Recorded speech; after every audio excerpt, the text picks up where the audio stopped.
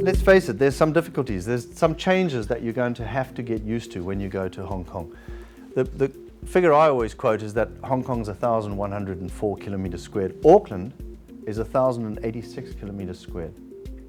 We're talking about the same size here. We've got nearly 7.5 million people in Hong Kong versus Auckland now has exploded to 1.4 million.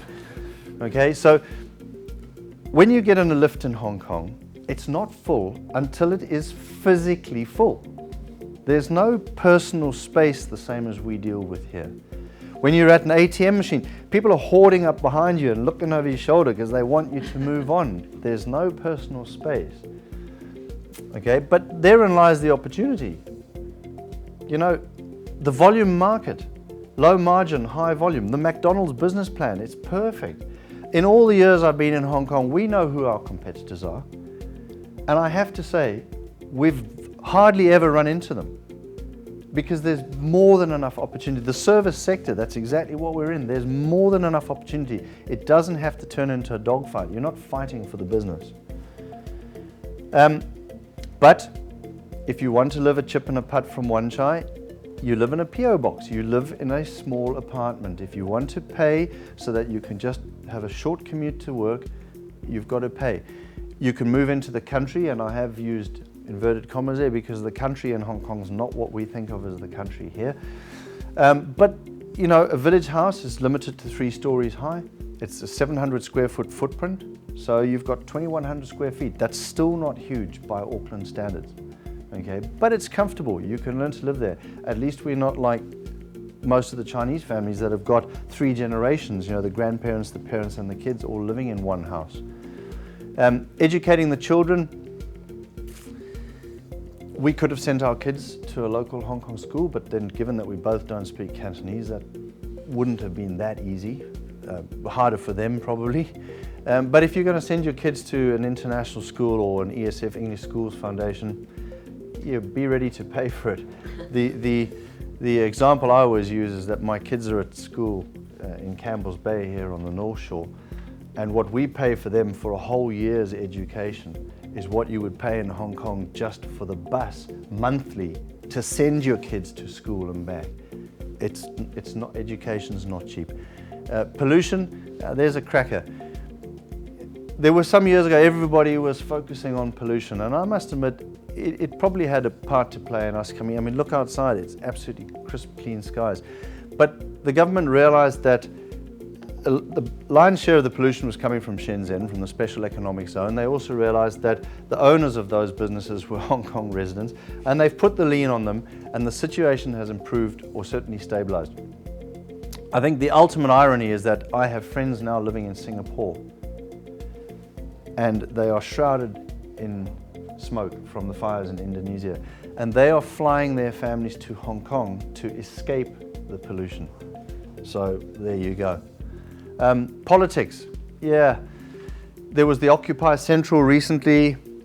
You know, Hong Kong made the press, but the press being what they are, they love to play things up to try and get as much, you know, newsworthy stuff as they think they can. Honestly, my experience, years in working and living in Hong Kong and to some extent Singapore, it's another subject entirely. I'll get off my soapbox, but is democracy perhaps overrated? Do the masses know what's best for a country? I question that. 100 years of colonial rule in Hong Kong, fledgling democracy now, it's such a successful city. You know, I think the results speak for themselves. But once we get to out of the office, what an awesome city Hong Kong is. An absolutely incredible police force. It's one of the safest cities I've ever lived in, especially considering the density of people. How many kids go to school at 6, 8 years old all by themselves? They commute on the underground, on the bus. They're perfectly safe. There were many times that we would stumble out of nightclubs, right, Bill, at sort of 4 or 5 in the morning, and you just flop into a taxi and you get home perfectly safely. It's a fantastically safe city. Did I mention food? A recurring theme. What a cosmopolitan city, but you know, the skyline and the endless opportunity for photos. Catch the Star Ferry across and Christmas lights, Chinese New Year lights, the fireworks displays, fantastic. Sport, social, relaxing. Sport, there's clubs. There are clubs in Hong Kong that accommodate every single sport that you can possibly think of in one club. It's fantastic. Pubs, social, you're always networking, you're always meeting people. Relaxing on the weekends, the country parks. Okay, so I mentioned Hong Kong's only 1,100 kilometers squared. Would you believe that 40% of that space is designated country park?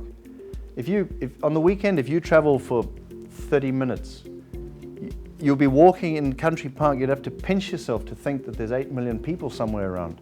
You're in the wide open country. It's fantastic. But everything you do socially in Hong Kong, you're networking. You're networking every minute of the time. It doesn't matter whether you're at a wedding or a funeral or what. Everybody's got their business cards. Hong Kong is the killer app. It's the king of networking. You develop your network, and because Hong Kong is essentially a transient type of place, people move on, people move. So you're actually developing a global network all in one go. It's an absolute remarkable opportunity. I had a network in Hong Kong, came into New Zealand, and the story I always tell is, well, this is back in those days, the battery ran flat on the watch, and you think, well, what do I do now? But in Hong Kong, you know exactly where to go. You know exactly how to get everything you want done. And again, talking more as an expat, but essentially because the expat circles are such a transient circle, people rely on meeting other people. So even if you've got a guest in town and you go into someone's house for a dinner party, you just take the guest along. It's absolutely normal. You would expect to. Saying that it's an expatriate place, you'll run into people who frequently, old China hands, who will tell you the story that they came to Hong Kong in 1986 and they were going to stay for 1 year and they're still there. You know, Shireen's parents were there, still there, 27 years, you know, so Hong Kong does have a way of sucking people in.